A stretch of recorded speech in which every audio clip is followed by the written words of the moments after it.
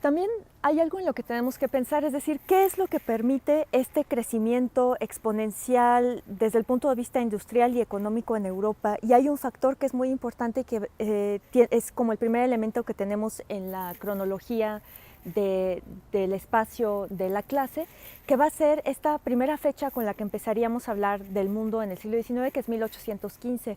1815 marca el Congreso de Viena, y este Congreso de Viena va a ser muy importante porque es lo que va a garantizar que en Europa durante un siglo haya una situación o una condición de paz y que haya una relativa estabilidad entre las naciones. El Congreso de Viena lo que va a hacer es el acuerdo de que las naciones no se van a intervenir las unas a las otras, y sobre todo lo que va a hacer, y esto es muy importante, son los acuerdos de paz que van a simbolizar el fin de las guerras napoleónicas. Recuerden también que esto pertenecería a una época muy distante de la que estamos, pero que es importante recordar que el azote de Europa ha sido Napoleón Bonaparte, y Napoleón Bonaparte ha querido conquistar toda Europa.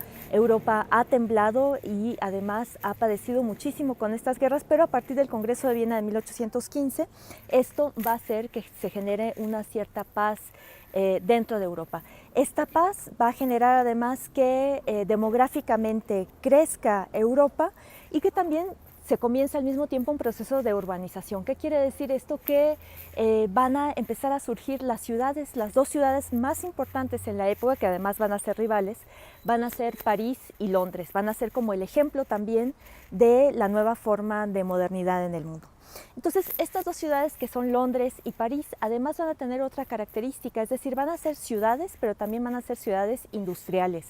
La industria va a ser algo que va a estar absolutamente relacionado con este crecimiento en Europa y que tiene que ver con toda la teoría económica del capitalismo.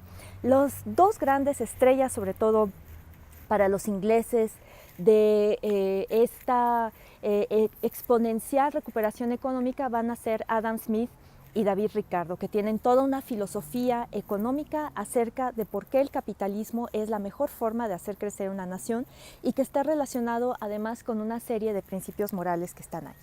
Los ingleses además van a tener políticas de libre comercio, y va a ser muy importante porque van a abolir unas leyes que se llaman Corn Laws, que son las leyes del maíz, y además van a permitir que exista la posibilidad de que haya barcos de todo el mundo que lleguen a Londres. Se va a permitir entonces que haya importación y exportación, y con eso va a crecer muchísimo la economía. Y hasta esa época va a ser en Londres, van a ser los ingleses los que adopten el patrón oro. ¿Qué quiere decir esto? Que toda libra que se expida en un banco inglés va a estar avalada por su precio en oro.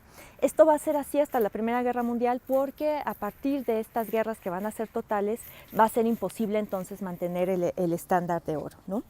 Pero también tendríamos que ver que una de las grandes contribuciones que van a tener los ingleses va a ser la revolución industrial. La revolución industrial, que va a significar cosas diferentes según el estado social que uno tenga en el país. Es decir, para una mujer va a ser una de las primeras formas en donde las mujeres pueden liberarse del mundo doméstico, porque pueden ir a una industria y tener dinero propio, ¿no? Y por supuesto para los empresarios va a ser muy importante, porque va a ser una forma en donde ellos pueden ganar muchísimo dinero. Ahora, también una de las razones por las cuales Londres va a crecer muchísimo desde el punto de vista de la revolución industrial va a ser porque tienen unos ingenieros que son fabulosos y que inventan sobre todo algo que va a ser muy importante, y que va a ser la máquina de vapor. Con esto también los transportes van a cambiar por completo, las distancias entre los países también se van a acortar, porque va a ser mucho más rápido poder llegar a algún otro lado, ¿no? Y también a la vez vamos a tener ahí una serie de movimientos migratorios del campo a la ciudad, e incluso de ciudades a otros países, ¿no? Es decir, también otra de las cosas que se van a imponer en Europa van a ser las filosofías industriales del Taylorismo y el Fordismo. ¿Qué quiere decir Taylorismo y qué quiere decir Fordismo? Bueno, Ford inventó también una forma de hacer más atractivo un trabajo que no lo es tanto, y que sería el trabajo en la fábrica. El Fordismo se refiere sobre todo a hacer que los salarios sean atractivos para atraer una fuerza de trabajo. Y por otra parte, el taylorismo sería también algo que es muy propio de los entornos industriales, que es la optimización del tiempo. El taylorismo es que no se pierda un solo segundo sin que se produzca algo para tener una ganancia económica. Ahora, todo esto suena muy bien, pero para esta época, en 1873, vamos a tener la primera gran crisis económica mundial, que va a ser el crack de Viena. Este se va a deber sobre todo a que Europa va a tener el monopolio industrial, el 90% de las ganancias del mundo van a estar en Europa y de repente esto va a ser imposible de sostener. Los europeos se van a salvar hacia 1890 porque se van a descubrir minas de oro en África y esto va a incentivar de nuevo la economía. Con esta nueva incentivación de la economía, las situaciones sociales van a mejorar, el ambiente en general va a ser mucho más optimista y a esta pequeña época, antes de que llegue la Primera Guerra Mundial, se le va a llamar la Belle Époque o la bella época, que de ahí también vamos a tener en Brightspace, ¿no? Un segmento en donde yo lo que quisiera es que escucharan la música de todo ese ambiente en donde la gente estaba feliz porque pensaba que bueno, ya se habían arreglado como todos estos problemas económicos. A la par de esto, ahora que estamos hablando de la revolución industrial, tendríamos que ver que si hay un crecimiento económico, esta economía queda en manos sobre todo de los industriales o de los que son dueños de las fábricas, pero que no necesariamente pasa de una manera equivalente a los trabajadores de las fábricas.